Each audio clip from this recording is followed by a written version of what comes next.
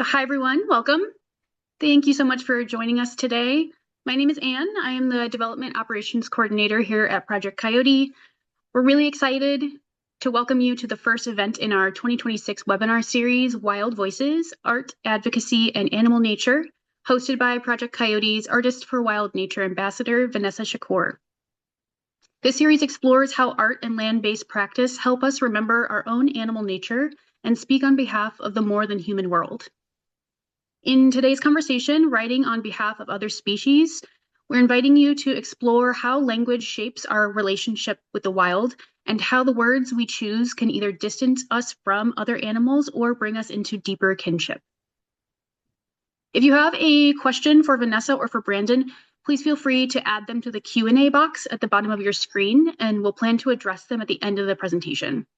And if you have any other thoughts or you're responding to questions that we ask you, you can go ahead and do that in the normal webinar chat. And with that, I will turn things over to Vanessa to begin. Thank you so much. And it's great to be back for a new webinar series. Really, really excited for this conversation. Thank you, Brandon, for joining. And as you see on our screen, this is an image of Brandon's book, which I absolutely loved. And I'll go ahead and read your bio, Brandon, and then we'll get started. So for those of you unfamiliar with his work, Brandon Keim is a freelance journalist specializing in science, nature, and animals. His latest book, which you see here, Meet the Neighbors, Animal Minds and Life in a More Than Human World, explores animal personhood, recognizing other species as thinking, feeling beings, and examines human relationships with wild animals and the natural world. His first book, The Eye of the Sandpiper, was published in 2017, and he has written 3 issue-length features for National Geographic, including Inside Animal Minds, Secrets of Animal Communication, and The Genius of Dogs. His work has also appeared in publications such as the New York Times, The Atlantic, Wired, and Nautilus, where he is currently a contributing editor. So welcome, Brandon. It's so good to have you here. And Uh, anything else I missed for your bio that you'd like to share? no, not at all. Thank you so much, Vanessa, and thank you to Anne and Project Coyote for having me here. And to all of you for being here today. I was really enjoying reading the list of the animals you speak for and care about most. And shout out to Emma and her prairie dogs because they're dear to my heart too. Amazing. Yeah, I love seeing that list of animals as well, and pollinators and trees and everything. So I would love to begin by having you read. I know that you selected an excerpt of an article, so Yeah. want to share a little bit about it, and then we'll get into it. Sure. So this is a piece that I just had come out recently. It was in Nautilus, and it's about the dreams of bumblebees, and so here in Maine, I live in Maine, and in the Northeast, anybody who lives in the Northeast will probably be familiar with New England asters. They're those um, tall purple and pink flowered perennials that are often the last source of pollen on the landscape in autumn. And something I noticed a while back is that, I would see bumblebees um, resting on the flowers as evening fell in autumn. And the life cycle of bumblebees is such that, of course, they're colonial animals. But then at the very end of the year, um, or at the very end of the fall and the very end of their life cycles, there will be males who sort of briefly go out into the world and look for queens to mate with, and then after that they're just kind of on their own. And then there's also the foraging members of the colony who sometimes just get caught out late when night is falling and they can't get back home. And so they'll go to sleep on these blossoms, and that's just something I always really loved. There was something so poignant about it, just because, yeah, it's just beautiful and a little bit of grace and mercy in what is often a hard world. So I wanted to so I was thinking about, what do they actually experience? What is their subjective experience of being on those flowers? And so the story is really rooted in the science of bumblebee cognition and also some imagination as well. And at the beginning of the story, I'm just sort of laying out the foundations like I just did now, and then I talk a bit about research on the ability of bees, including bumblebees, um, to experience emotions, to feel good, to feel bad, to feel happy or sad. So that's laid out, and then I'll just pick up the story from there.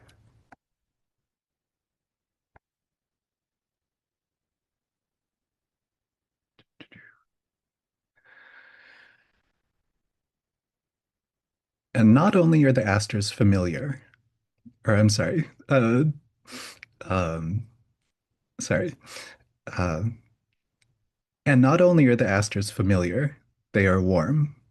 Over the course of a day, their blossoms absorb the October sun's rays, raising their temperature above the surrounding air by several degrees. Bumblebees, whose bodies may be even warmer than our own, generate their own heat by vibrating their flight muscles. The extra heat should be welcome on a cool evening. As night falls, the flower's petals close around the bumblebees, offering the comfort of a warm embrace, perhaps intimating the press of their bodies in their colony as they fall asleep. For insects do in fact sleep, and the sleep of bumblebees also resembles our own, alternating between a deep slumber and a shallower, more mentally active state that seems akin to REM sleep, with our rapid eye movements replaced by a twitching of antennae. Which poses the question, do those sleeping bees dream? In humans, dreams occur in both deep and REM sleep, though it's the latter that we recall most vividly. The dreams are a manifestation of what occurs in our brains at these times. Deep sleep seems to be a period of memory consolidation, when a brain replays events from the day, saving the most salient information and pruning what can be discarded. Researchers have explored the deep sleep state of bumblebees, using an odor associated with a training task to enhance the sleeping insect's memories of what they had learned. When tested upon waking, the bee's recall was boosted in comparison to bees who did not receive that odor prompt. The same phenomenon is seen in similar experiments with humans, leading the researchers to conclude that deep sleep for bees is, as it is for us, a time of processing memories. In deep sleep, their muscles are fully relaxed, and their antennae and body sink to the ground, says Hanna Zwaka, a neurobiologist at the Leibniz Institute for Neurobiology in Germany, who led the study of sleeping honeybees. What does that have to do with dreaming? We believe that some of our dreaming could reflect similar activations. Less is known about the active sleep state in bees, but one theory holds that REM sleep, its dream-saturated mammalian analog, occurs while a brain optimizes its models of the world. Rather than reviewing a day's memories, the REM sleeping brain runs simulations reassembled from previous experiences, preparing itself to better navigate an unpredictable world upon waking. Active sleep has not been studied in bees, but it has been documented in fruit flies. The brain looks like it's still awake, but the fly is unresponsive to the outside world, says Bruno van Swinderen, a neurobiologist at the University of Queensland in Australia who has studied sleep and cognition in flies. They're in some kind of altered state that's basically similar to what we think is happening in REM sleep, he says, and the same likely occurs in bees. And what might a bumblebee dream of? The moments of their life, perhaps, the flowers they have visited, their taste and smell, the paths they followed to get there, other bees they have known. Zwaka thinks bees might dream about anything they have learned: colors, odors, places. Perhaps, she says, my bumblebees atop their asters dream of their warm home. I wonder whether, much as our own dreams may incorporate some stimulus from the external world, a song drifting through an open window, mysteriously woven into the Dreamtime narrative, so might the same happen to a bee. The warm aster blossom embrace, the full stomach, every sense pervaded by the flowers that are so central to their existence. How could a dream in such conditions be anything but beautiful? Late in autumn, when only a few asters remain in flower and the days suddenly feel short, I walk by them each evening and morning, looking for bees and hoping for just one more day before the hard frost that will bring their final sleep. Of course, the days will run out. Rather than being revived by the sun, they will fall from the flowers. Foreknowledge and its sadness are inescapable, but at least there is this small piece, this kind departure for the bumblebees whose efforts have helped the world bloom. Not many animals die so well. Most will die of disease, injury, starvation, or predation. And as much as we want to believe that humans have exempted ourselves from this cruel fact of life, our own deaths are frequently protracted and painful. To see an aster, though, is to know that at least someone is departing with grace. To tend asters is a gesture of hope, a small and profound act of benevolence. It is winter now. The asters have turned brown and dormant. Bumblebee queens are dormant too, nestled in the burrows from which they will emerge in tandem with spring's first flowers. The blossoms and their bees are a memory and an anticipation, but the days are getting longer. Soon it will be time for planting.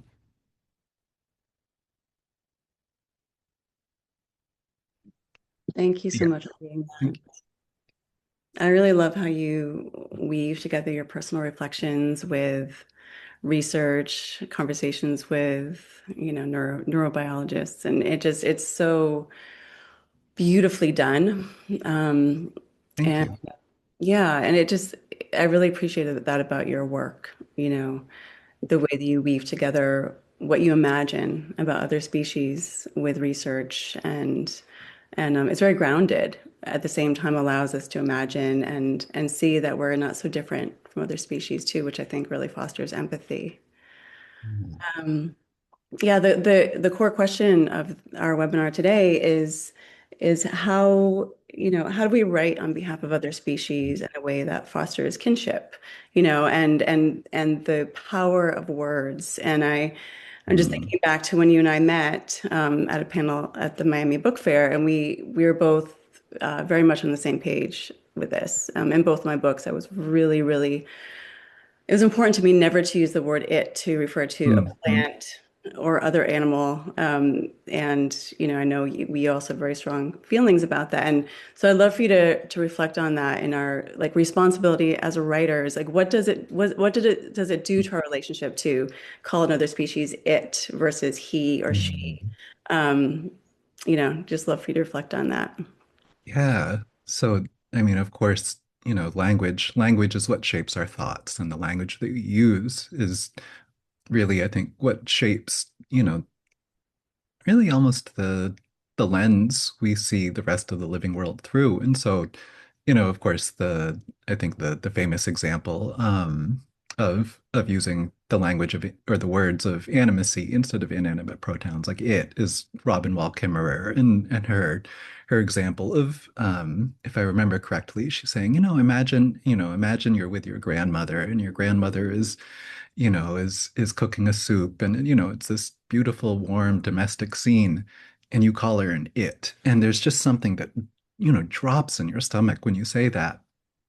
So I think, of course, that's sort of the most basic and fundamental and important level of the language we use about other living beings is, when you're able to, and there's some publications or, some contexts where it's not possible, but as much as you can, and certainly in conversation with other people and in the communications of day-to-day life, yeah, an animal is always a who, a he, a she, a they, never an it. And I've been trying, partly inspired by you, to apply that to plants as well. And it can be a sort of a difficult habit to break, and it's a little awkward at first, but I've been getting used to it, and and just a few other thoughts on language. I think something, and sort of these are sort of lessons that I've sort of formulated thinking of, with other journalists in mind, or maybe people who aren't thinking about animals this way from the start. So I know many people in the audience will already be on this wavelength. But but I think there's often a tendency to talk about animals sort of in the singular, right? So instead of saying coyotes, you say the coyote. The coyote is a certain type of creature. And so sort of like habits like that, I think are important to break too. And just really trying not to essentialize them. And then there's other types of language that we use, I think sort of especially in scientific contexts, or places where science is informing the conversation, there's often that tendency to use for other animals, instead of saying care, the word will be bonding, or instead of community, it's population. And so, I think it's a good habit to always be looking at the language we're using and really thinking about whether, those words are truly embodying the animal's experiences. And also interrogating the narratives, brought to brought to representation. I'm sure the people in the crowd here are only spreading the good narratives, but certainly there's lots of bad ones that come to mind. Again, coyotes, since we're Project Coyote here, it's always brazen coyotes, right? Those sorts of stereotypes, I think, are something to just be always on guard for, or assigning agency when it's not really warranted. I'm thinking here, there was an article I read a few years back, and it was about how beavers are living across ever larger parts of Alaska, and this is changing the ecology. Some people are happy about it, other people are less happy. But the story was really assigning the beavers agency, right? Like they were actively invading that landscape, which just wasn't fair to them. It didn't represent their reality. And just lastly, sort of at a story construction level, I think when possible, it's a good idea, and it can be fun just to try to have an animal character, right? Like there's always, of course, in almost every story that we write about each other, there's always human characters, but often in environmental and nature writing, there really isn't an animal character, and that can be difficult to do for obvious reasons, but I think it's worth trying. Yeah, I love that. Yeah.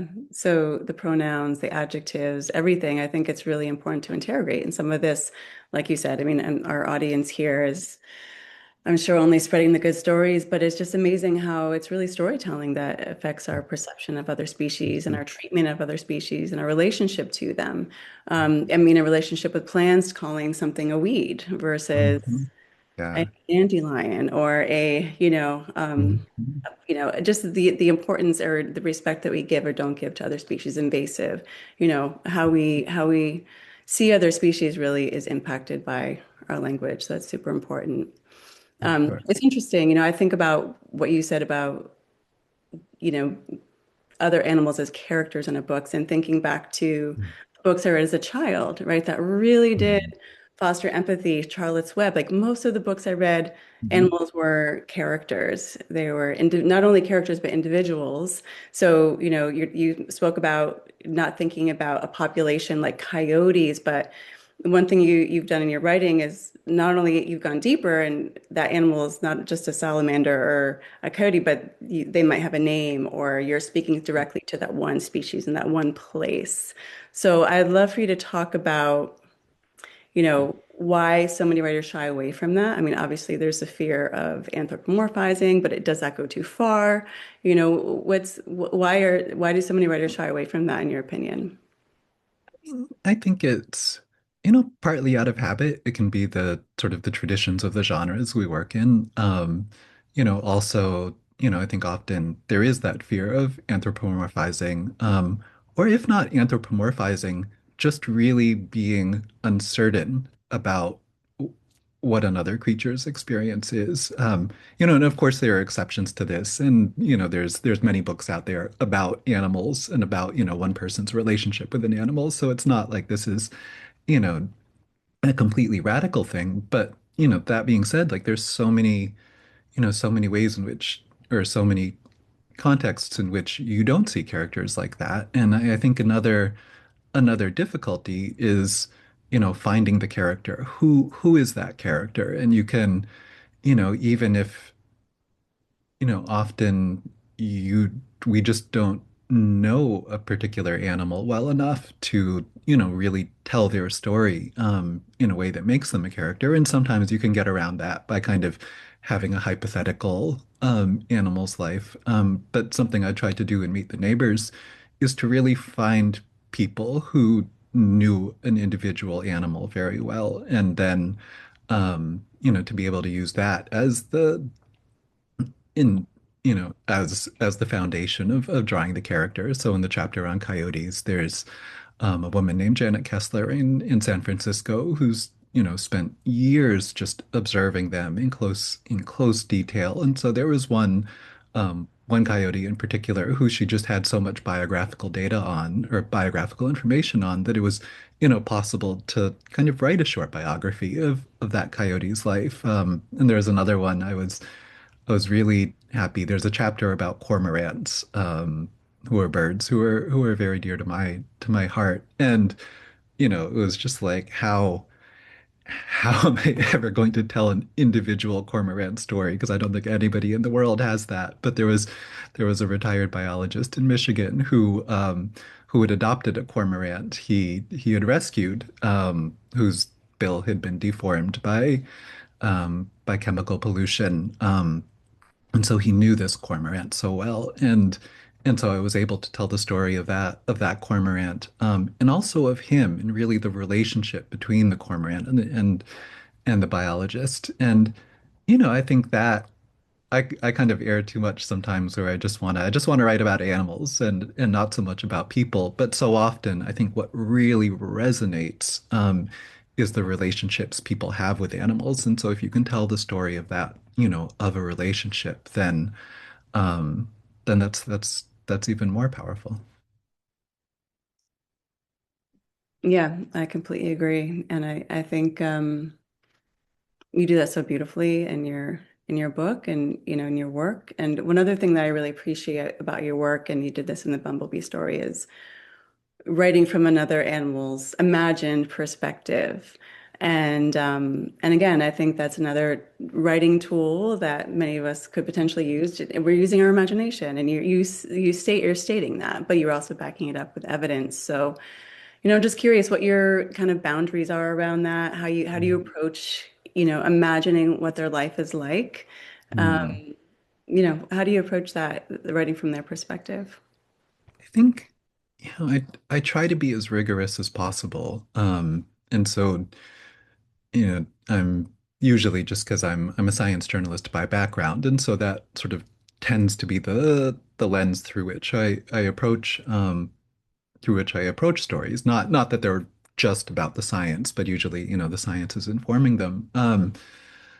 And you know, and there's so much research on the minds of animals, and it's incomplete, certainly. But I think, there's usually enough you know, you that can be extrapolated from research on the species in consideration, or closely related species, or else just sort of you know, or species who, although they're more distantly related, they're still very fundamental commonalities they're going to have, like in the reading, fruit flies, if fruit flies dream, then bees probably do too, right? And so you can try to put all those things together. And something that I think is important too, and I think the zeitgeist has changed quite a bit in this respect, but it still happens, is that, often when people are thinking about animal intelligence, the emphasis is on sort of, more classic forms of intelligence, right? Like memory and problem solving and pattern recognition and so on.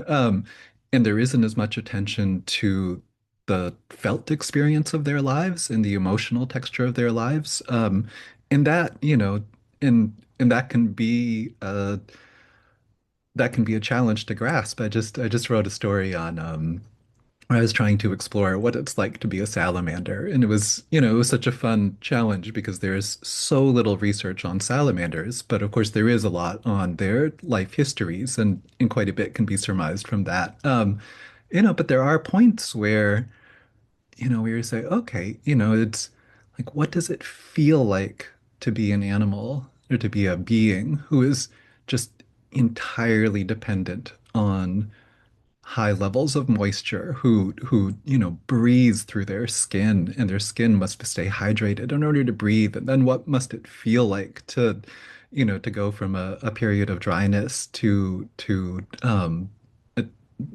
to rainfall or mist. And yeah, I think you can get to a point where, yeah, that probably feels good. What does good feel like? I mean, it does then, you're kind of in uncertain territory. And then I think you can speculate and you can use your imagination and you can just do that in a transparent way. Just say, yeah, there are some things that maybe we don't know for certain, but it's not unreasonable to think that the experience might be like this. Yeah.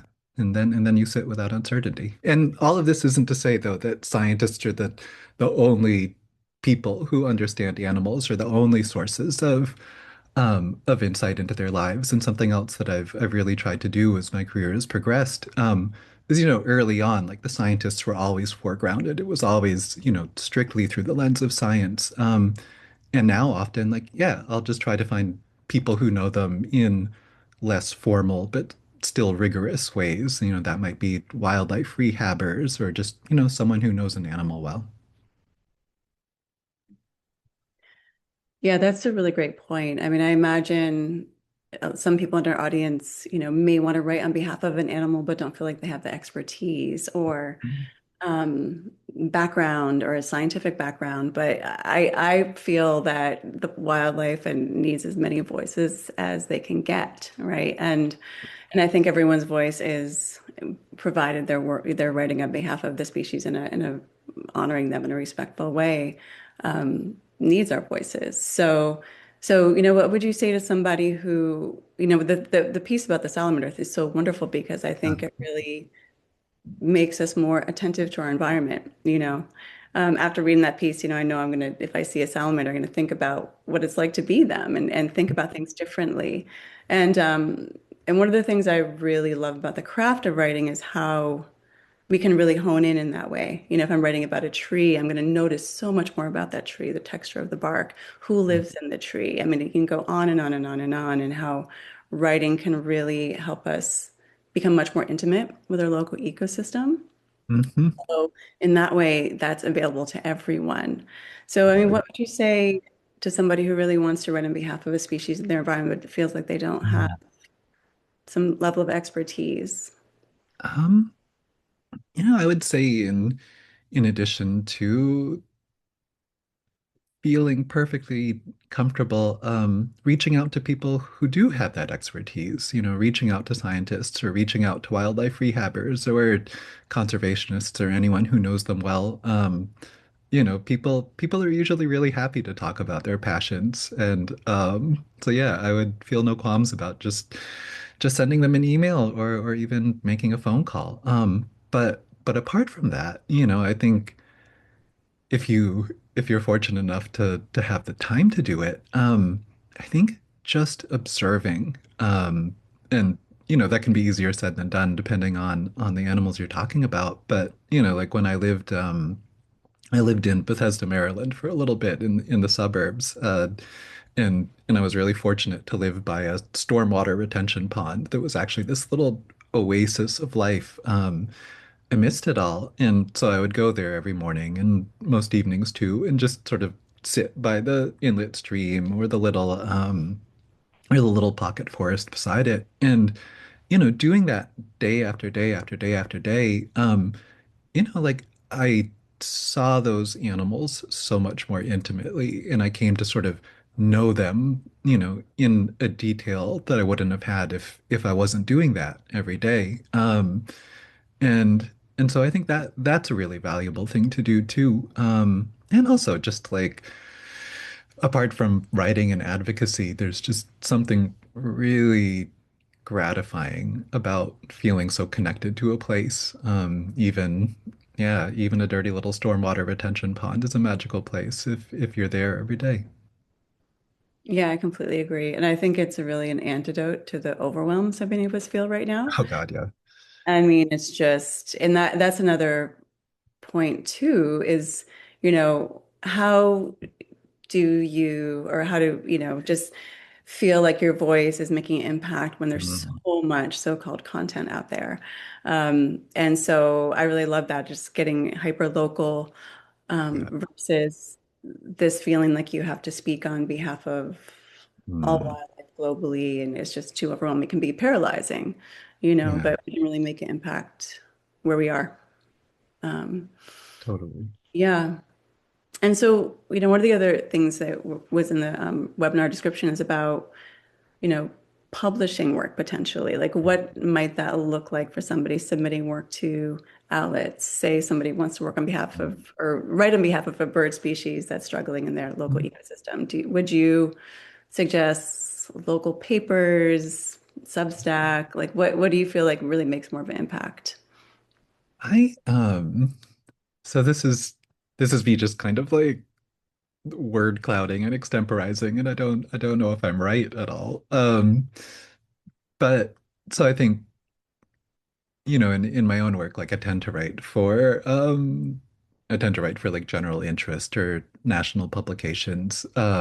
Although the Salamander article was for a wonderful local publication called Bay Nature, which is based in San Francisco and or sorry, in Berkeley. And I think, like so writing for the bigger national publications and what have you, that's not always possible. And I don't even necessarily think like it's always desirable. I think we're in this moment when, just kind of a piece with the overwhelm that you mentioned a second ago. Like there is this, like we're constantly sort of flooded with content, and much of that content kind of has that 30,000 foot view. And there's also this really, I think I'm going to say sort of ambient populist resentment to that 30,000 foot view. And I don't mean populist like in a politically conservative sense, but sort of just in the most fundamental way. Like we're really in this moment where the zeitgeist is so much about being rooted in place and our connections with community. And I think that's something we all want. And so I think that's kind of like a social backdrop to the value of writing for regional publications and local publications. And I think, and even if it's, quote unquote, only, your social media feed or your newsletter or your LinkedIn or whatever, um, I think even if the reach of that is smaller than a large publication, I think the people you connect through to it, like I think there's a much greater chance that your words will really resonate because, you're a member of somebody's community, you're their peer, you're not a stranger, you're not, a distant expert. And I think also, that type of writing, it really encourages having conversations with, depending on the context of that you're writing, and it can mean having conversations with people who think differently than you, who have different perspectives, and that's tremendously valuable. I think that's something animal advocates, I think I often wish would do much more of. And yeah, sorry, that was a word cloud. I don't know how useful it was, but No, I think it was really, really useful. Yeah. And I mean, you're speaking to the fact too that just the research and the conversations around writing maybe an essay or an article or a think piece can be beneficial for your local ecosystem. yeah. Having conversations with people in your community, with, people who might be doing something that doesn't feel right to you on behalf of the environment. So yeah, there's so many ways to make a difference. And I have to agree. I feel local. I'm feeling more and more like a desire to be hyper local, um, Mhm. really hands on, and one of the other things that I have just conflicting feelings about right now is AI. Right? I mean, there's so much AI generated writing, Mhm. which is a horrendous environmental. I'm just not a fan. And I just, I think it takes away from our creative process as Yeah. well. So yeah, I mean, what would you say? I mean, to people who are feeling overwhelmed, and what do you think it does to our creative process as writers? I mean, obviously, Mm. if your AI is generating a piece, you're not necessarily sitting outside with that tree with you're Yeah. not doing the sensory, you Yeah. know, real experiential aspect of the writing or so I don't know, what do you think that that's doing to our creativity, our imagination, writing on behalf of the wild? Mm. So, so I come at this from the perspective of somebody who actually has come to embrace AI in certain ways, which I wouldn't have said even 3 months ago. But just like to make a long story short, I had, some life challenges this winter, and actually like ChatGPT as a therapist kind of helped in some ways. I asked Claude for a management plan for some grasslands that the land trust I'm on overseas, and I'm not outsourcing the management to Claude, but I was just really curious what Claude would say. And actually, it was a fantastic management plan that, really was something that would, you know, I think be of great service to somebody who didn't have a lot of expertise or knowledge, but wanted to steward their land in a way that would, make for the greatest biodiversity and the greatest bioabundance. So that's just to say, like, I think there's ways in which AI, or I guess, generative AI and large language models in this case, can be very useful tools in our lives. That being said, and and even, I'm thinking I have a friend who wrote a grant application recently, and like really just like writing is not her strong point. She's somebody who does things in the world. And actually like I wouldn't ding her for using ChatGPT to help with the language of the grant application, right? And that's not creative work. It's just kind of clerical or menial work or tedious work.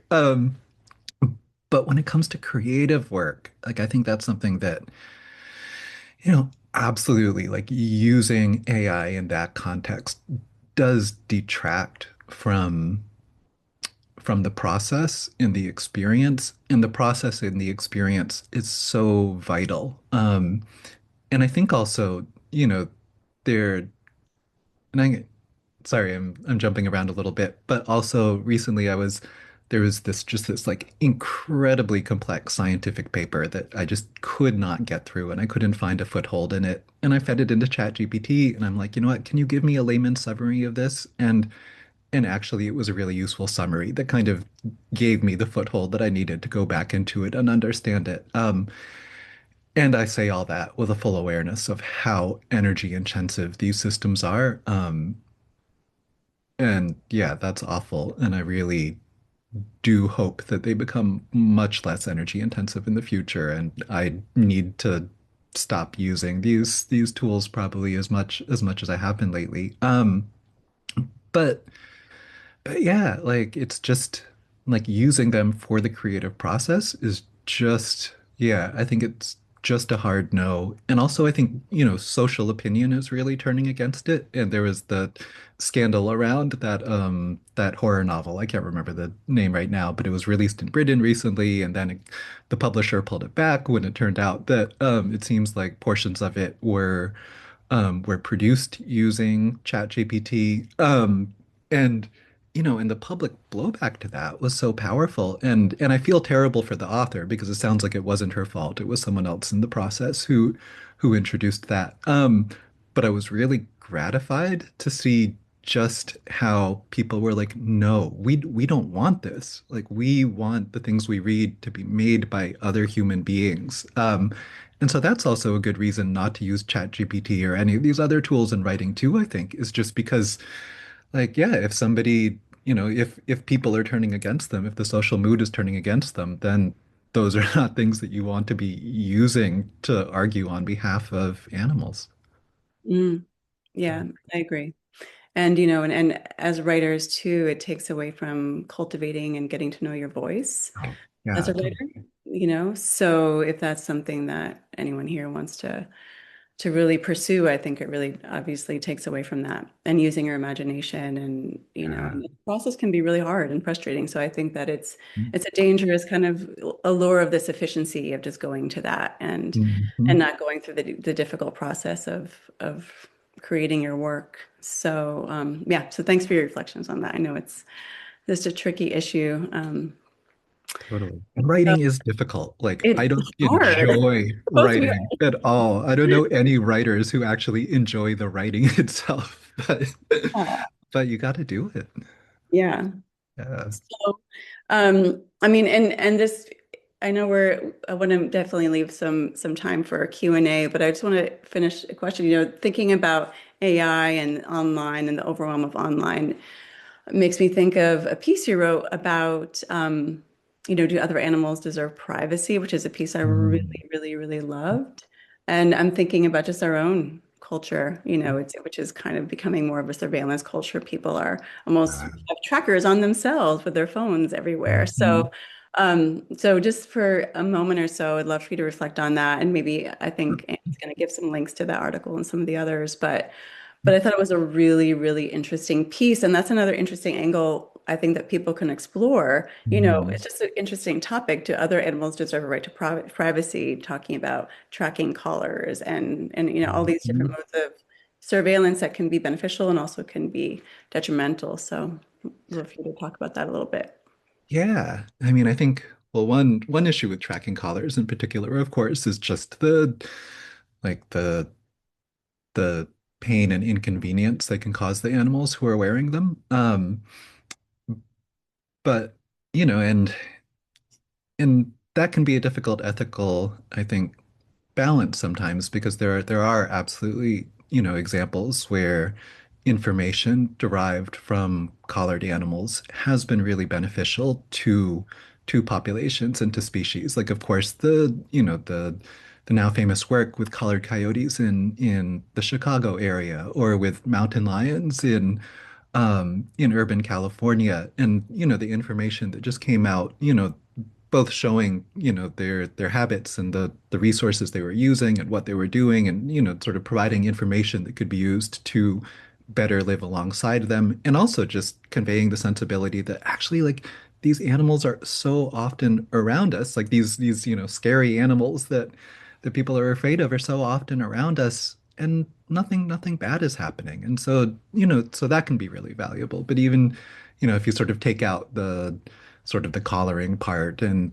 talk about monitoring technologies that are non-invasive and not causing any inconvenience, then, the question is, like, I think it's sort of who is that information benefiting? And can that information be used against them?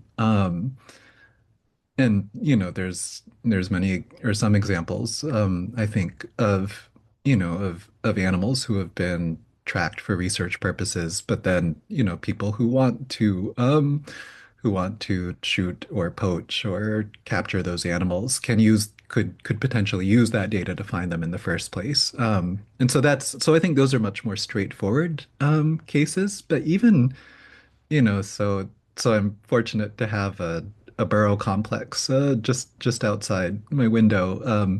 And skunks use it, and foxes den sometimes there in the fall, and groundhogs overwinter there, and so it's this wonderful place. And I used to be, there was a few times in the past where I would put out a trail camera. And I got some wonderful video of, mother foxes returning to their kits, and they're all playing together, or, the mother groundhog taking care of her babies. Juliet is her name. But then I just started to feel really uncomfortable with that at just some sort of gut level where I'm like, even if they don't know they're being recorded, it just didn't feel right to intrude into their lives in that way. And I don't know.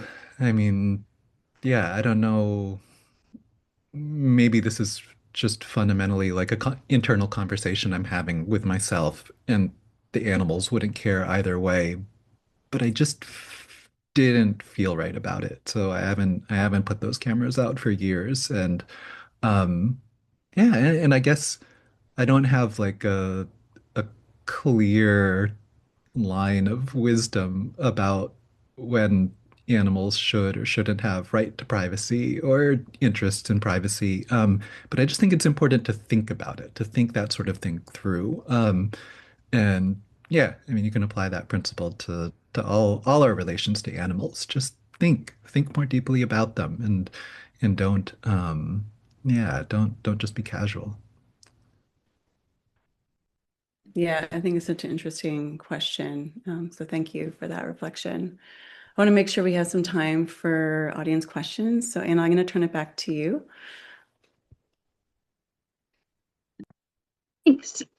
Yeah, we've got a ton of great questions. I've tried to kind of categorize them by topic. So these first couple questions have to do with language, framing, and public perception.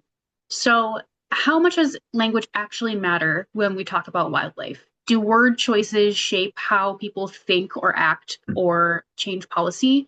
Um, for example, we often hear terms like manage, harvest, depopulation Mhm. instead of kill or exterminate.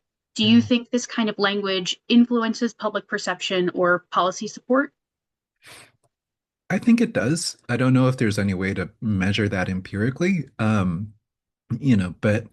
But I absolutely believe it does. And, I think it's also just instructive looking at episodes of human history where where language is harnessed to sort of grease the skids for exploiting a group of people or persecuting a group of people. And, the people who are doing that persecution are usually very attentive to the language that they're using, and they're using language that dehumanizes. So, so yeah, I mean, there's, and then I think if you were to turn that around, I think maybe if I was more, had a deeper breadth of historical knowledge about the opposite scenario where you have, previously exploited or persecuted communities who are then embraced and seen as fully human, of course, the language also changes. And yeah, you could have some academic debate about how important the language was to that and whether it would have been any different if the language was different. But I just feel like it's kind of at this like intuitive common sense level. Like the language matters, and even if you can't measure it, it does. We also have some questions about anthropomorphism and then naming animals. What are your thoughts on naming individual wild animals? Some see it as a way where we can build empathy, while others feel like it imposes kind of a human lens. So when writing or telling stories about specific animals, do you personally use names or do you prefer to keep a more neutral identifier?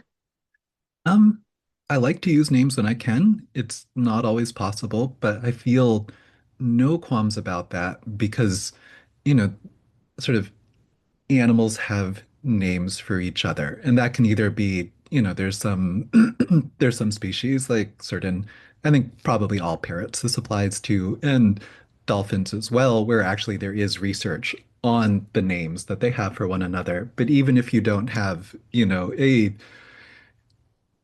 a word that abstractly represents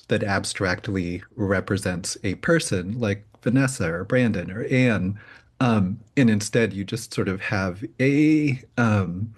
so even if you don't have that word, like animals still recognize one another and recognize one another by sight and by scent, and they have memories who are associated with that identity.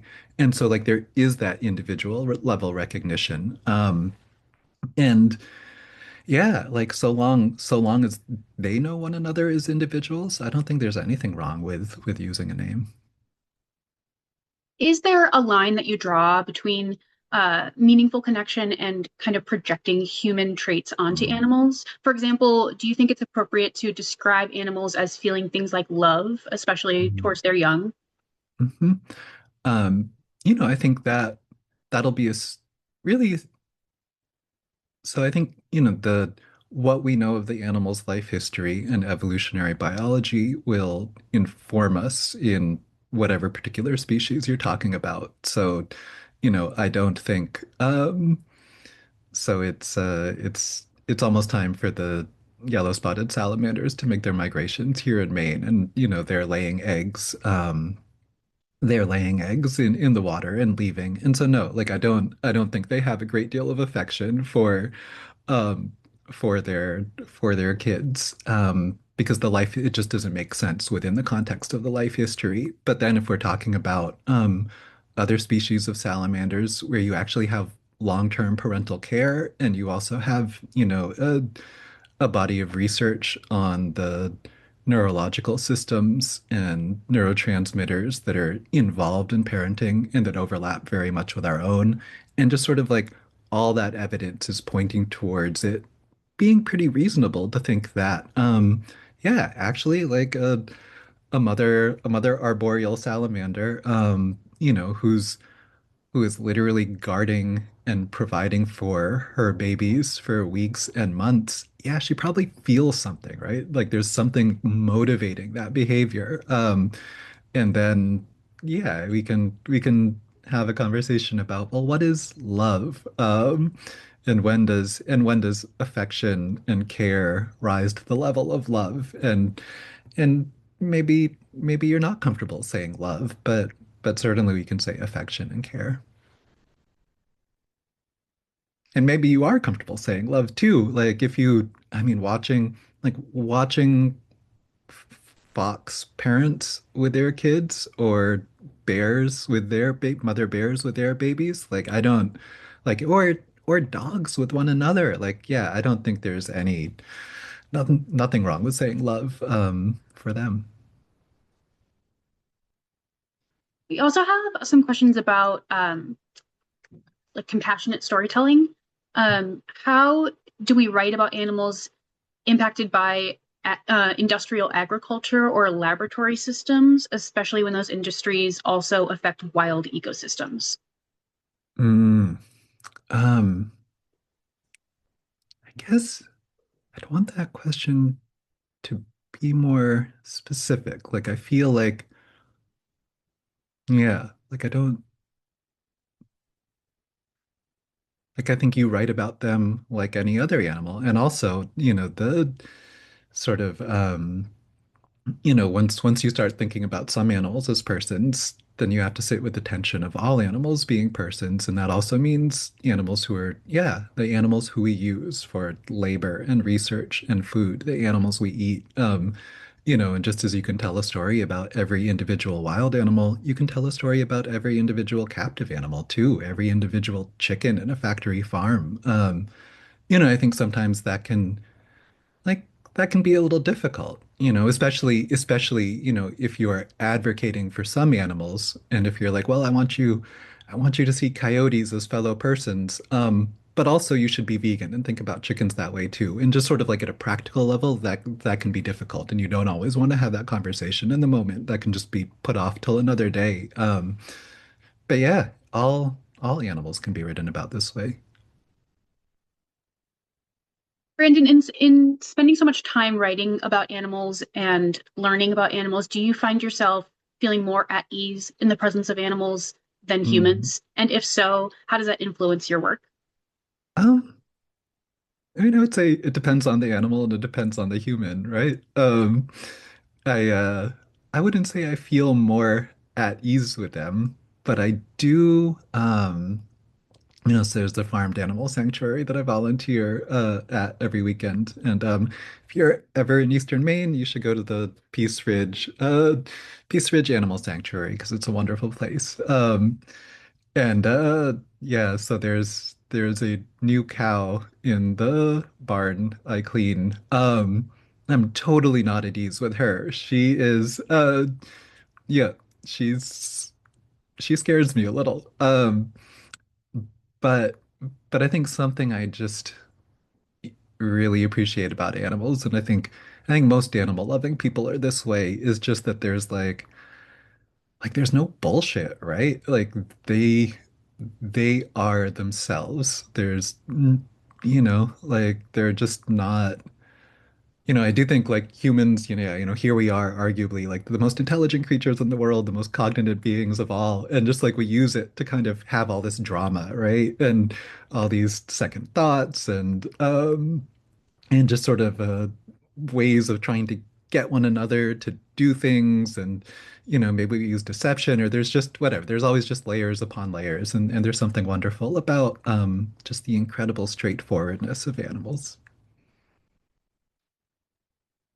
Agreed, yeah. And Susan says she undoubtedly knows she scares you, Brandon. Oh, yeah. And I think we have one last question to wrap us up, and then we'll be at the hour. Um, and that question is, do you think the lack of legal protection for coyotes and bobcats influences people to value them less, or think the majority of people, do you think the majority of people in the state don't actually like them? How do we address the terminology state wildlife agencies use to describe wildlife, like resources, fur bearers, harvest, etc.? Yeah, I mean, you could have an entire conversation about that. Actually, like one add-on to the last question is I just have realized though that like, like I've been volunteering with animals for a long time and really like building up this deeper sense of kinship with animals. And lately I have come to feel almost a little bit too like, oh, you know what? Like I need to not forget about human beings too, human persons. And so I've almost been kind of turning back more towards people in a more intentional way, human people, lately. But to that question, yeah, state wildlife agencies are such a complicated subject, and I think that just to put on like a strategic hat for a moment, of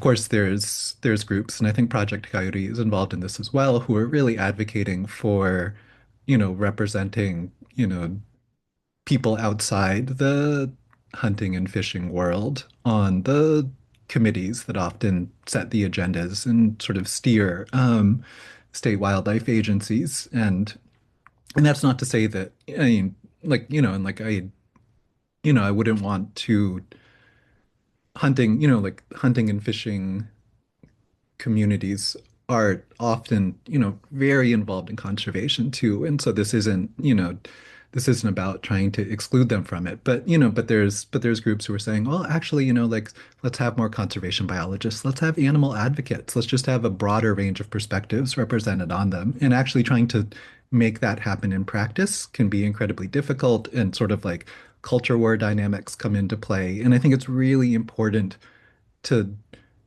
work in a way that doesn't make it easier for wildlife issues to become culture war issues, because I think then like they just become even more intractable, and the animals are the ones who suffer as a consequence of that. But I think also just in the in the language you use when making comments to wildlife agencies, um or things that you may write for publication, that are around issues that are connected to wildlife agencies or whatever conversation you're having, like then use other language. Because I do think that, that language of resources and harvests and so on, it is very loaded. It does embody one particular perspective, and it is important to get other language out there, at least to stand alongside it. Absolutely. I think that's a great point to end on. And with that, we are at the hour. I would like to thank everyone so much for being here and for your thoughtful participation. Really heartfelt thank you to Brandon for sharing his time and insights with us today, and to Vanessa for facilitating such a meaningful and inspiring conversation. For those of you who would like to revisit or share this discussion, we will be sending a recording out to all registrants in the coming days, as well as links to articles and materials that we've mentioned, and links to Brandon's work as well. Thank you again, and we hope you'll join us for the future events in this Wild Voices series. Thank you. Thank Thank you, Anne. you. Thank you, Brandon. Thank you both so much. And thank you to everybody who came today too. I really appreciate it. Yeah, thank you all so much.